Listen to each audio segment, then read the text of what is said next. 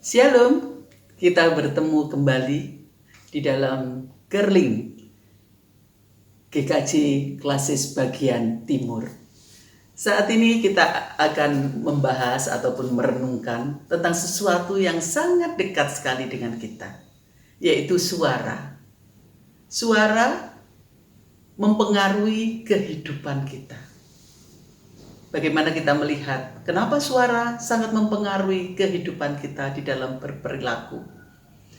Bapak Ibu sekalian dan saudara-saudara sekalian di dalam Tuhan, coba kita perhatikan di dalam kehidupan kita sehari-hari. Bagaimana komunikasi kita dengan pasangan kita. Coba kita melihat kembali pada saat kita belum menikah, bagaimana suara itu tidak seperti pada saat kita sudah menikah. Perbedaannya di mana?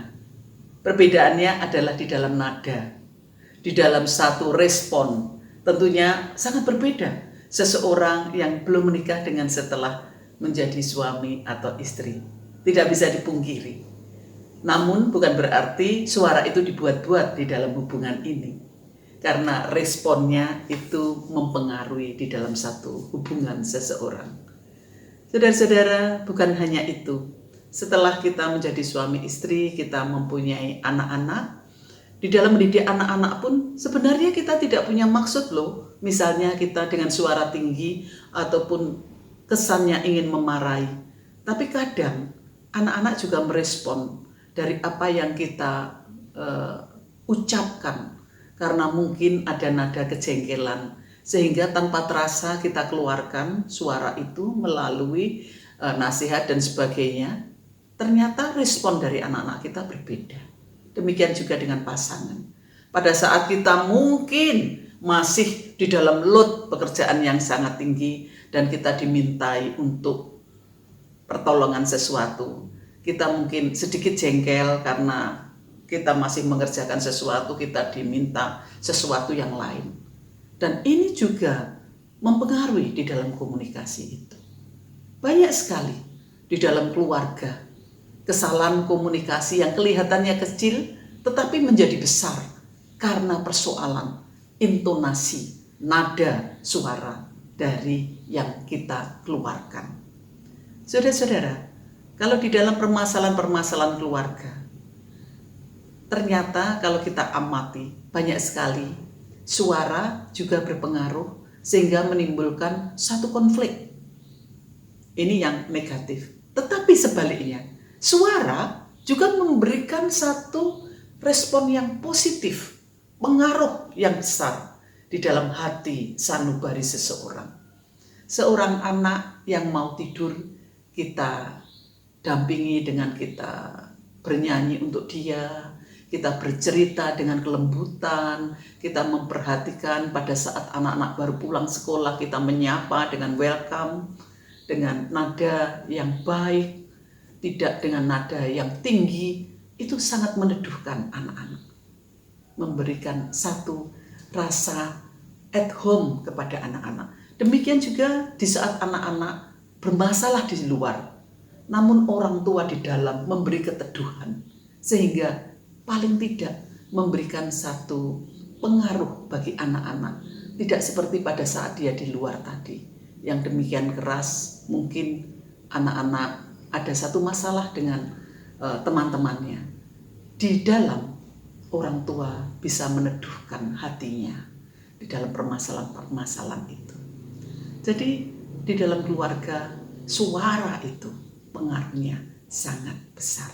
Demikian juga posisi menantu dengan mertua, karena suara juga mempunyai pengaruh yang besar. Bagaimana kita di dalam memperhatikan juga para orang tua kita. Ada kesan kadangkala karena seseorang di dalam kesibukannya dianggap tanda petik menyepelekan karena nada suara itu. Padahal sebenarnya tidak. Ini bisa mempengaruhi sebuah respon kepada seseorang yang kita ajak bicara. Saudara-saudara, suara ini pengaruhnya juga besar kalau Bapak Ibu sekalian sedang di dalam kondisi kesedihan yang luar biasa. Pada suatu saat kita mengalami satu kesedihan, masalah, dan di saat itulah kita berdiam. Di dalam keberdiaman kita, kadang kita ingin mendengarkan musik yang menghibur kita. Dengan musik, dengan lagu yang memberikan keteduhan, pada akhirnya bisa juga mempengaruhi bagaimana frekuensi tinggi permasalahan di dalam diri kita itu akan menurun karena musik ataupun lagu-lagu yang mengiring kita. Demikian juga pada saat kita sukacita. Seringkali kita ingin lagu-lagu yang juga nadanya sukacita. Di saat kita melo, kita juga ingin lagu-lagu yang melo. Pengaruh itu besar suara terhadap telinga di saat kita mendengar.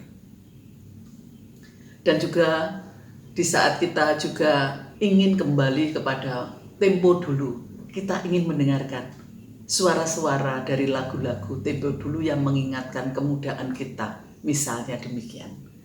Jadi Bapak Ibu sekalian, suara itu pengaruhnya sangat besar di dalam komunikasi kita dengan orang lain, komunikasi kita dengan keluarga, komunikasi kita di dalam pekerjaan kita.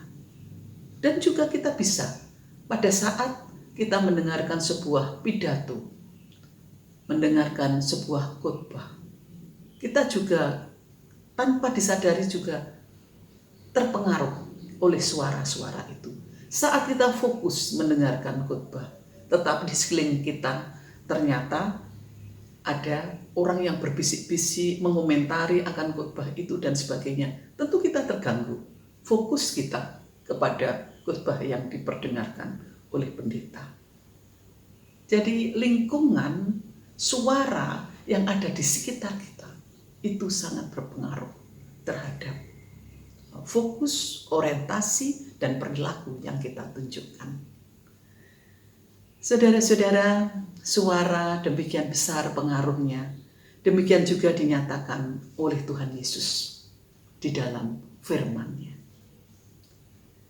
Bagaimana di dalam Yohanes 10 ayat 27, suara memegang peran sangat kuat untuk di dalam komunikasi anak-anak Tuhan dengan Tuhan Yesus.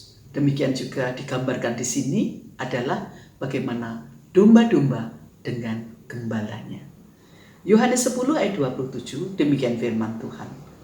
Domba-dombaku mendengarkan suaraku, dan aku mengenal mereka, dan mereka mengikut aku. Saudara-saudara, di sini Tuhan Yesus menekankan kepada domba-dombanya. Domba-dombanya ini adalah kita semua. Gembala adalah Tuhan Yesus. Tuhan Yesus sebagai gembala menginginkan kita semua mendengarkan suaranya. Tidak mendengarkan suara-suara lain. Suara-suara Tuhan Yesus adalah suara-suara kebenaran. Dengan mengikuti suara Tuhan, tentunya sangat berpengaruh terhadap perilaku. Di dalam ayat ini juga dikatakan, domba-dombaku mendengarkan suaraku, dan aku mengenal mereka, dan mereka mengikut aku.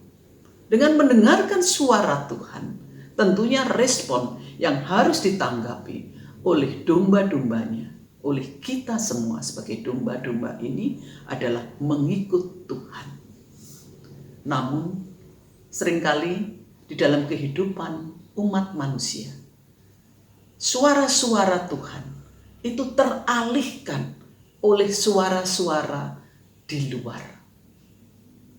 Suara-suara di luar, di lingkungan kita secara pribadi, ini seringkali sangat kuat pengaruhnya, sehingga mengalihkan suara Tuhan itu.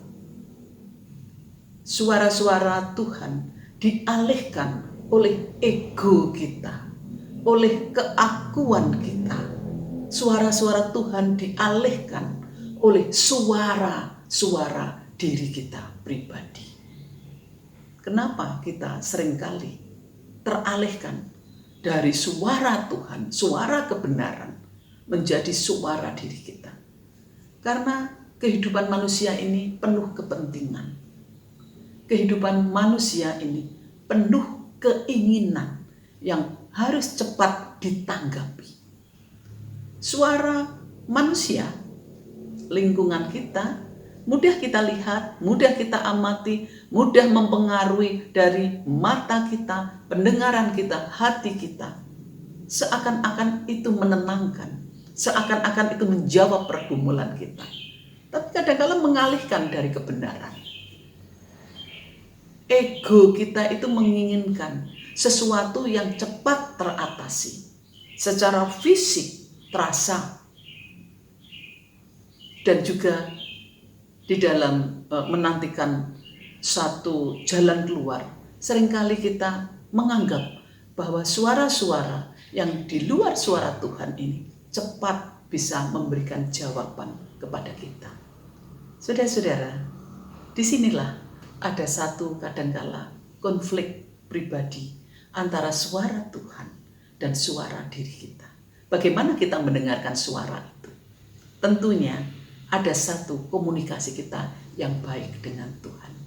Di dalam kita mendengarkan suara Tuhan, bisa saja kadangkala kita mengatakan bahwa kita mendengar suara Tuhan, tetapi kita tidak mengikuti Dia. Inilah yang sering terjadi. Kita bisa sebenarnya pada saat kita mau mengambil keputusan, pada saat kita mau mengambil jalan keluar di dalam pergumulan kita tahu suara Tuhan itu. Tapi kita tetap memilih mengikuti suara yang di luar suara Tuhan. Karena apa? Karena kita lebih merasa cepat teratasi dengan suara yang di luar suara Tuhan. Saudara-saudara, inilah yang ada di dalam kehidupan umat manusia. Namun bukan berarti kita merasa pesimis, karena kita tahu sebenarnya dengan jelas bahwa mengikuti suara Tuhan tentunya otomatis kita merespon harus mengikuti bagaimana kita mengikuti kehendak Tuhan. Saudara-saudara, disinilah satu tugas bagi diri kita semua. Bagaimana juga kita berefleksi, seandainya tidak ada suara Tuhan di dalam kehidupan kita, ataupun sebelum kita masuk di dalam suara Tuhan, bagaimana seandainya di dalam dunia ini tidak ada suara?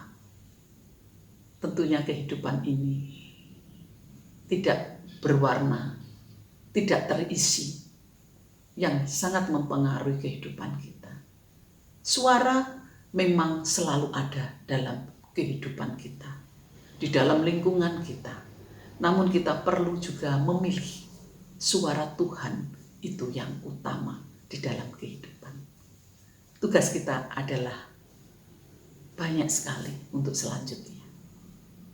Kita mendengarkan suara Tuhan atau suara diri kita atau suara lingkungan kita yang seringkali kadang tidak sesuai dengan kehendaknya. Yang menjawab, yang menentukan itu tentunya diri kita. Bagaimana suara Tuhan itu dalam kehidupan kita. Tuhan memberkati.